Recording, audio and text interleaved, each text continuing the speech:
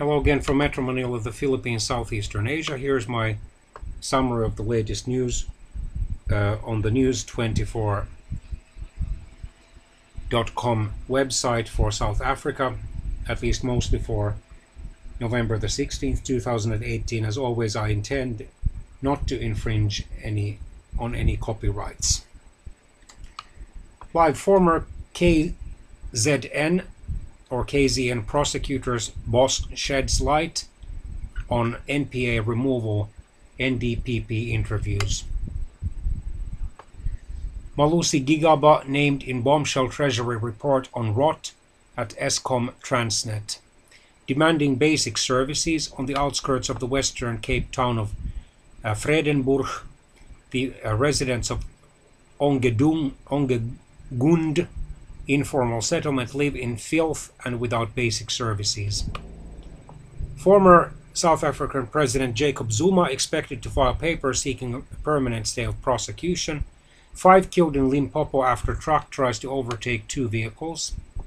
Man drowns in Vaal River. Bring it on, Papa. We are not scared of these Boers. Malema on AfriForum. 10 questions about expropriation without compensation answered. Cradle of conflict, a landless community divided in a landowner's paradise. Okay, let's look at this news item. This legislation, if I remember correctly, went into effect in August 2018, and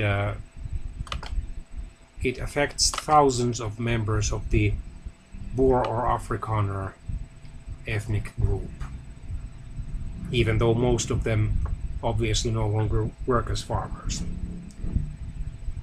On Thursday, the Joint Constitutional Review, Thursday meaning November the 15th, 2018, Review Committee adopted a recommendation that the Constitution, meaning the South African Constitution, should be amended to allow for expropriation without compensation. News24 tries to answer some questions which might arise from this development. 1. Okay, so the Constitution has effectively changed now, right? No, the Constitution has not changed. The Joint Constitutional Review Committee only recommended that the Constitution should be changed. 2. So what happens next? First, the committee's report must be tabled in both houses of Parliament, the National Assembly and the National Council of Provinces, where it will be debated before being put to a vote.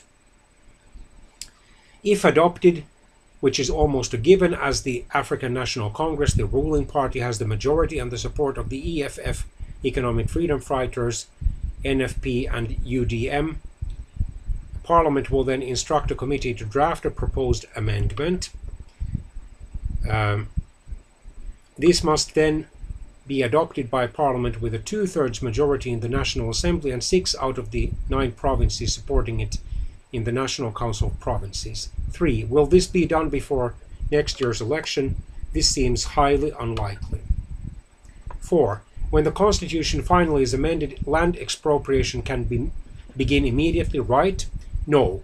Further legislation will first have to be enacted. 5. Do land invaders now have a leg to stand on? No. South Africa's property laws remain unchanged. Expropriation is the process where the state takes ownership of property.